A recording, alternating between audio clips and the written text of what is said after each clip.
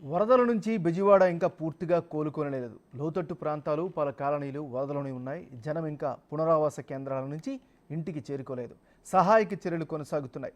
ఇంతలో మరో విపత్తు ముంచుకొచ్చింది. భారీ వర్షాలతో వరుణుడు నగరంపై విరుచుకుపడుతున్నాడు. ఉరుములు మెరుపులతో ఎడతెరిపి లేకుండా భారీ వానలు కురుస్తుండడంతో భయ ఆందోళనకర పరిస్థితి నెలకొంది. ఇక ఇదే అంశానికి సంబంధించి మరింత తాజా సమాచారాన్ని మా రిపోర్టర్ సాగర్ లైవ్లో అందిస్తారు. సాగర్, చెప్పండి. Good morning MNR. ఇప్పటివరకు అందరూ విజయవాడ పైనే దృష్టి కేంద్రీకరించారు. బుడమేరు ఉధృతికి విజయవాడ ఏ విధంగా వణికిపోయిందో మనం చూసాం. అయితే విజయవాడ చుట్టుపక్కల గ్రామాల పరిస్థితి కూడా అదే విధంగా ఉంది ఎంఎన్ఆర్. ప్రస్తుతం మనం గన్నవరం నియోజకవర్గంలో ఉన్నాం. గన్నవరం నియోజకవర్గంలో ఈ జక్కుల నెక్కలం అనే గ్రామానికి వెళ్ళే రహదారిని మీకు చూపిస్తున్నాను. వాస్తవంగా మీరు చూసే దారుగుండా జక్కుల నెక్కలం అనే గ్రామానికి వెళ్ళాలి, కానీ పూర్తిగా ఆ గ్రామానికి రాకపోకలు పూర్తిగా స్తంభించాయి. మీరు చూస్తున్న ఈ 4 పడవల్లోనే అక్కడ జక్కుల నెక్కలం గ్రామానికి వెళ్లాల్సిన పరిస్థితి ఉంది. రహదారి మీద పూర్తిగా రాకపోకలు స్తంభించాయని చెప్పుకోవచ్చు. మరోపక్క మీరు చూస్తే కనుక ఆ ఇల్లు, మనకు కనబడే ఇల్లు పూర్తిగా నీటిలో మునిగిపోయింది. అంటే బుడమేరు ఉధృతి ఎంత ఘోరంగా ఉందో మీరు చూడొచ్చు. ఆ కరెంట్ ట్రాన్స్ఫార్మర్ సైతం పూర్తిగా నీళ్ళలో మునిగిపోయిన పరిస్థితి అయితే ఉంది. జక్కుల నెక్కల గ్రామం ఇంచుమించుగా గ్రామం చుట్టూ కూడా నీరే ఉంది. 1000 ఎకరాలు నీట మునిగాయని ఇక్కడ గ్రామస్తులు చెప్పే ప్రయత్నం చేస్తున్నారు. చెరుకు పంట వేశారు. ఆ చెరుకు పంట కానీ వరి కానీ పూర్తిగా నాశనం అయిపోయాయి. ఇప్పుడు తమని ఎవరు ఆదుకుంటారంటూ కూడా ప్రశ్నిస్తున్నారు. ఇక్కడ స్థానికులు ఉన్నారు, వారిని మాట్లాడించే ప్రయత్నం చేద్దాం. బాబు, ఏంటి పరిస్థితి? ఎన్నాళ్ళ క్రితం ఇలా బుడమేరు ఉధృతి చూశారు మీరు? 50 ఏళ్ల క్రితం వచ్చింది సార్. 50 ఏళ్ళ తర్వాత మళ్ళీ లేదండి మా బుడమేరు. మమ్మల్ని ఏం చేయలేదు. ఇప్పుడు మట్టుకి ఈ నైట్ కానించి మా గూడు మాకు ఇటు బాగా ముంచే పరిస్థితి ఎక్కువ అవుతుంది, ఉద్రిక్త ఎక్కువ అవుతుంది.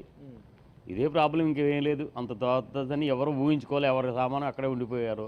అక్కడికి వచ్చేవాళ్ళు చేస్తానంటారు, సేవలను ఎక్కల పోలకి భోజనాలు పంపుతున్నారు, కానీ వాళ్ళ ఇళ్లలోకి వెళ్తేనే వాళ్ళు ఊహించుకోవాలి. ఇప్పుడు ప్రస్తుతానికి మా ఊరు గూడు మట్టికి ప్రజెంట్లో మునుగుతుంది.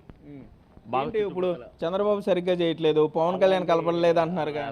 అసలు వాళ్ళ మీద అనుకోవద్దు. భగవంతుడు అండి ప్రతి ఒక్క ఇంటికి వచ్చి మాట్లాడటానికి. చంద్రబాబు నాయుడు ఇంకా ఆ వయసుకి తగ్గదు రేత్రిపూట 1 గంట దాకా తిరుగుతున్నాడంటే దండం పెట్టుకోవాలి ఆయనకి. ఒక రాజకీయ నాయకుడు ఈ ఊరు ప్రెసిడెంట్ కానీ కాదు, మనకు మనమే సేవ చేసుకోవాలా, మనకు మనమే ఉపయోగం. అయ్యా మాకు ఇది మా ఊరు ఇలా ఉంది, మమ్మల్ని ఆదుకోండి అని అడుగుతాం. కానీ చంద్రబాబు నాయుడు మాకు అన్యాయం చేశాడని, పవన్ కళ్యాణ్ మా దగ్గర రాలేదని ఎవరిని మేము ద్వేషించము. మా దరిద్రం అనుకోవటమే. వచ్చినాక తేలినాక గ్రామానికి ఎంతంత పోయింది, ఏ పొలాలు పోయినాయి, ఎంతంత వరకు పోయింది అనేది నష్టం ఇస్తే వాళ్ళు ఎంతమందికైనా ఇస్తారో వాళ్ళకి ఉంటే సాయం చేసి పెడతారు. లేకపోతే ఇప్పటి వరకు నిన్న పవన్ కళ్యాణ్ గారు జెండాలు పెట్టుకొచ్చి పాపం ఫుడ్డు, చంద్రబాబు నాయుడు గారు ఫుడ్డు, మరి ఇంకా మా ఊరికి పేదవాళ్ళందరూ పంపించారు. ఇక్కడ అందరూ బోట్ల మీద తీసుకెళ్లారు. వీళ్ళంతా సేవలు చేశారు. నేను చేయలేదు, మోసుకెళ్ళారు. అప్పచెప్పాం. ఎవడ వంతు ఉడతపేక్షలాగా ఎవడొక తోచింది వాడు ఇచ్చుకున్నారు. అంతేగాని ఒకళ్ళ ఇంట్లో సొమ్ము తీసుకొచ్చి మాకు పెట్టమని మేము ఊహించము. బాగుంటే మమ్మల్ని రేపు పొద్దున ఈ పరిస్థితి మా గ్రామాలు మొత్తం మునిగినాయి కనుక రేపు ఇప్పుడు వాళ్ళ ప్రజెంట్ మా గూడెంలో ఉంది. బాగా ఉద్రిక్త ముట్టు చెట్టింది. కోనే రంగారావు ఇంటి కాడి నుంచి ఆ రైలు కట్ట కాడి నుంచి మామూలు ఆదుకోమని కాదు, ఏమైనా తేలితే కొద్దిగా వచ్చి. నీ వెనకాల ఇదంతా కూడా బుడమేరు అంటున్నారు, ఏలూరు కాలువ గండి పడింది అంటున్నారు. ఎంతవరకు వస్తాం? ఏలూరు కాలువ బుడమేరు కలిపి బుడమేరు దొంగ బుడమేరు 3 కలిసిపోయినాయి సార్. బాగా కలిసిపోయినాయి. చేసేవాళ్ళు కుర్రోళ్ళంతా చేస్తున్నా సేవలు ప్రెసిడెంట్ గారు చేస్తున్నాడు. ఈ ఊరికి కావాల్సిన వాళ్ళు వచ్చినట్టుగా ఏదో పని చేసి పెడుతున్నారు. ఎంతవరకు ఆగుద్ది గంగని ఆపగలుగుతాం అన్ని. ఇవన్నీ ఏం లేదండి, తగ్గినాకైనా తగ్గుముఖంలో కొద్దిగా గుర్తుపెట్టుకుని గ్రామాలకి ఏ పొలాలు పోయినాయి, ఎవరికి ఎంత అని కొద్దిగా ఆ తవ్వుతం కూడా ఆపేశారు. బుడమేరు తవ్వుతం అది ఎక్కడెవరికి అడ్డం రానికోకుండా కొద్దిగా సేవ్ చేస్తే వాళ్ళకు ఇంకా కొంతకాలం వాళ్ళ పార్టీ చెప్పుకునే గుర్తుంటుంది. సరే, ఏంటి ఈ బుడమేరు అసలు ఇంత ఉధృతిగా రావడానికి గల కారణం ఏంటి?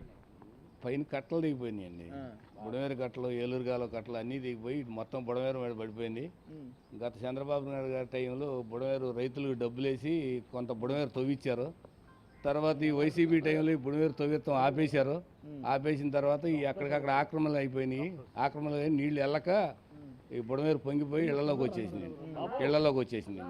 అదేండి ప్రాబ్లం. ఎన్నాళ్ళైంది అసలు బుడమేరులో వచ్చి? బుడమేరు వచ్చి నాకు 55 సంవత్సరాలు అండి. ఇప్పుడు వరకు నాకు తెలియదండి. ఇది కూతికాతి వచ్చేది, కానీ మనకి ఇంత మట్టికి ఇంత ఉధృతి ఎప్పుడు రాలా. ఇదే ఫస్ట్ టైం మొత్తం. అది ఆక్రమణలు ఎక్కువైపోయి దానివల్ల ఫ్లోటింగ్ ఇటు వెళ్ళక ఊళ్ళ మీద పడిపోయింది. ఇప్పుడు అక్కడ ఆ ఇల్లు కనపడుతుంది కదా, ఆ ఇంట్లో ఎవరున్నారు?